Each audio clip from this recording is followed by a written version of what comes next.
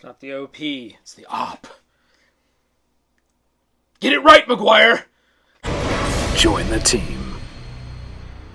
Hey team, it's McGuire Review, and today we're going to take a look at Mountains out of Molehills. Now, this is a brand new one from the OP.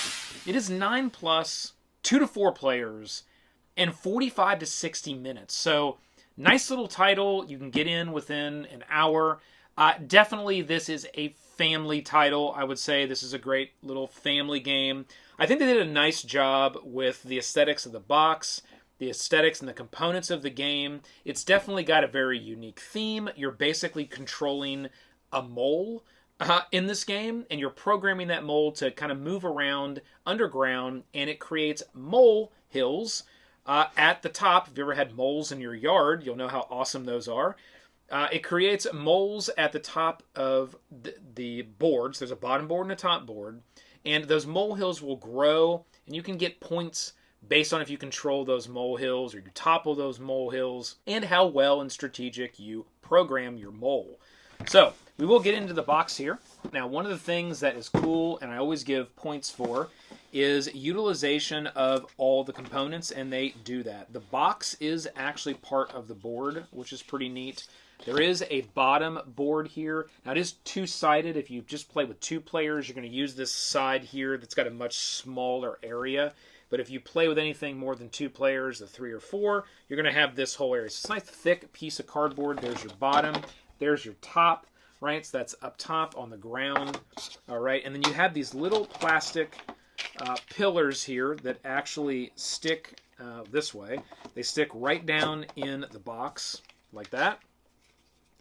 And they'll create a platform to hold this here. All right, so you'll take everything out. You've got your score sheets here. You have your programming cards. You'll be able to see these things on the miniature can. There's quite a few of these programming cards, so we'll set these out here. You do have all the plastic bits that make up your molehill. They come in 4 different colors. These are a really nice high-quality component as well.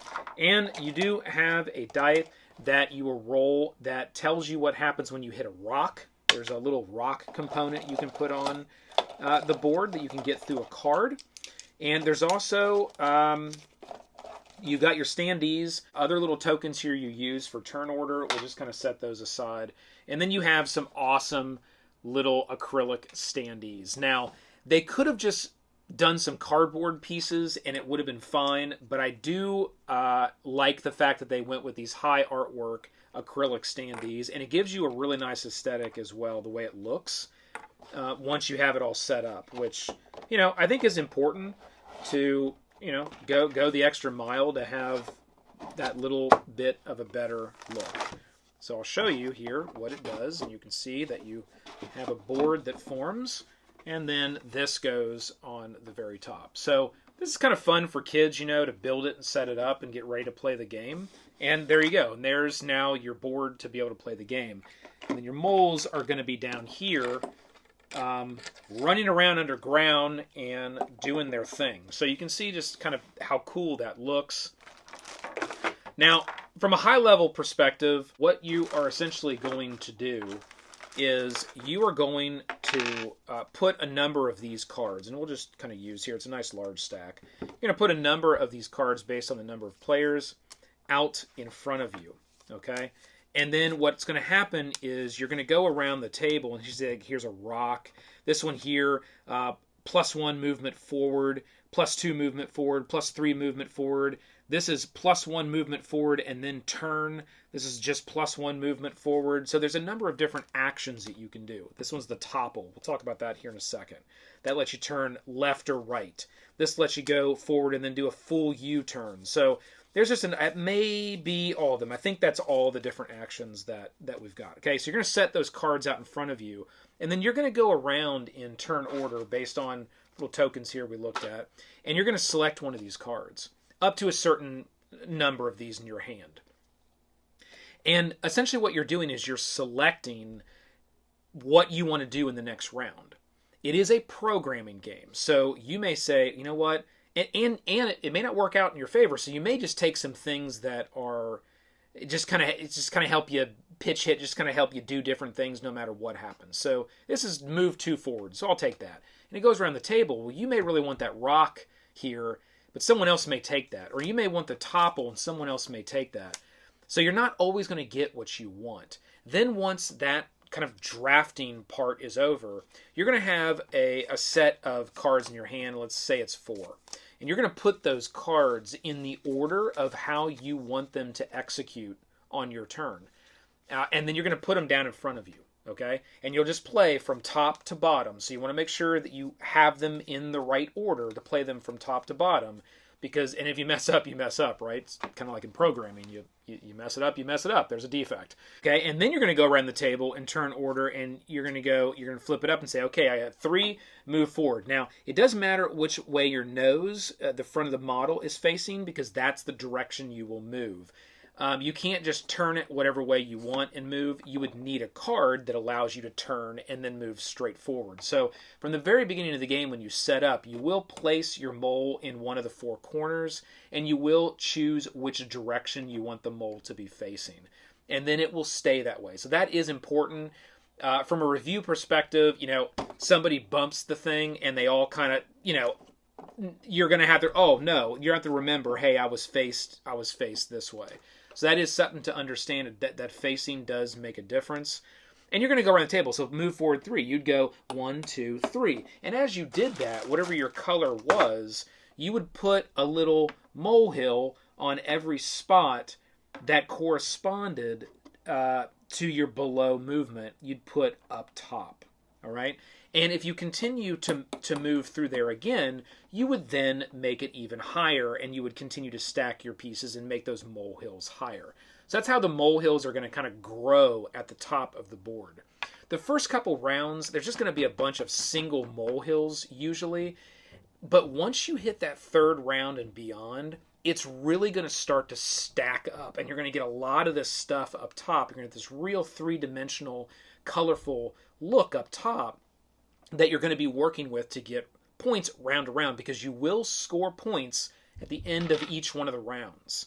Now, just control-wise, as you move around the board, whoever is the mole that has their color at the very bottom of the stack, so if another mole, and let's say this mole here, well, let's just say this mole here, normally that would be the green, but actually I've got this out of order. Let's just do it here. That's green, and this one is red. Let's say somehow these moles got around one another, because you can't ever run into a mole. You'd have to stop if you did. But let's say they got around one another, and this mole made its way through here.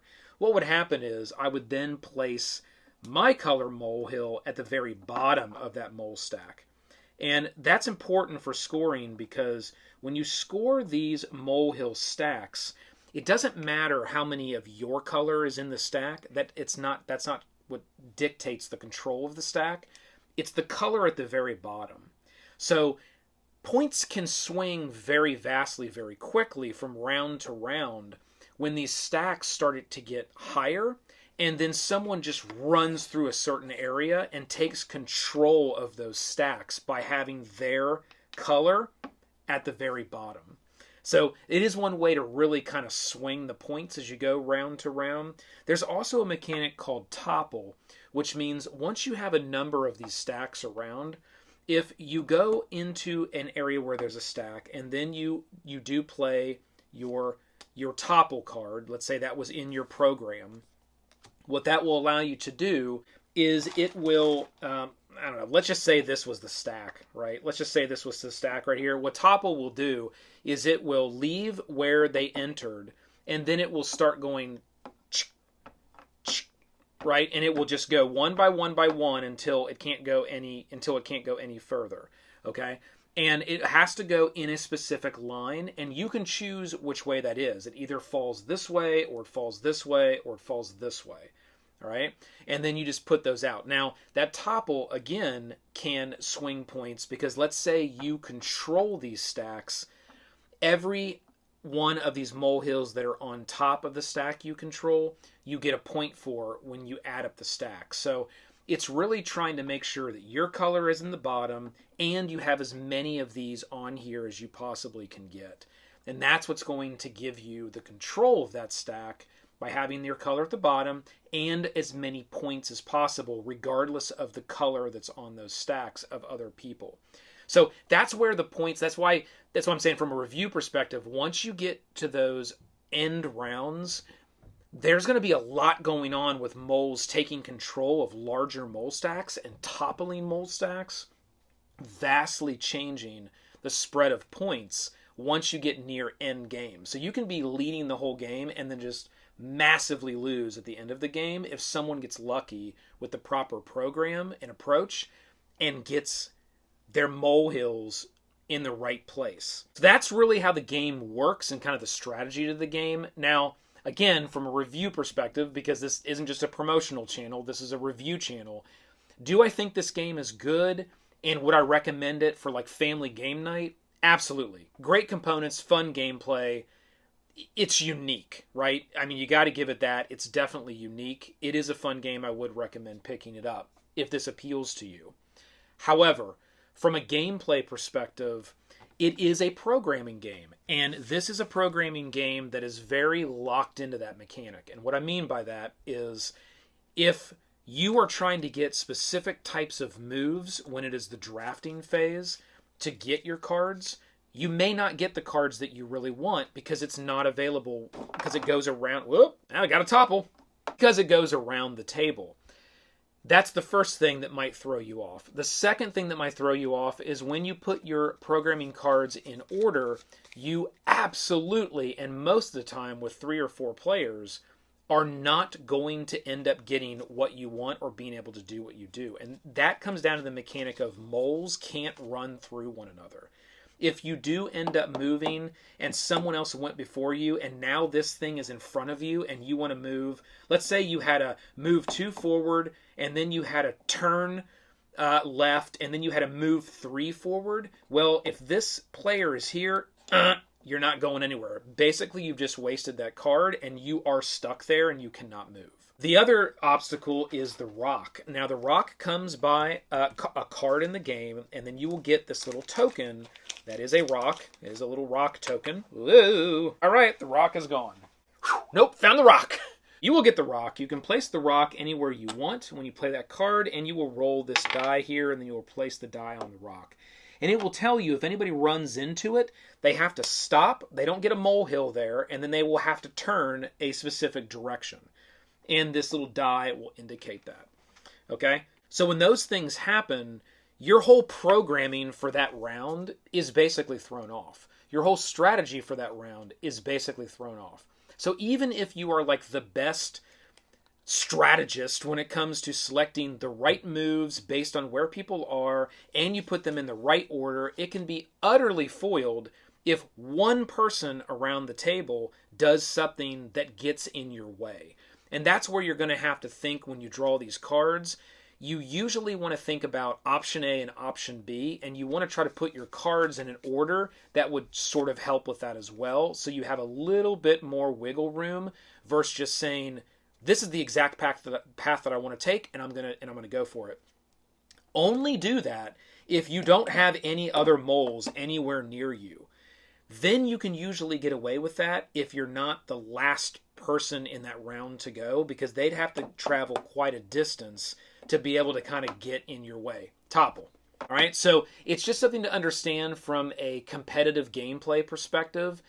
Some may not like that. Okay, that may be a turnoff for some gamers. If you're looking for that, there's going to be a little bit of luck, there's going to be a little bit of risk, we're just having some fun, and you get those big plays with the topples and running around and taking control of molehills near endgame, then I think Mountains out of Molehills is something that you are going to like and you're going to have a lot of fun with it. So just remember, it's brand new, the op, check it out if you see it. Team, if you like this content, hit that like. Click the subscribe if you want to join up and be part of the team. It's free. Keep rolling them crits. This has been the McGuire Review, and we'll see you next time.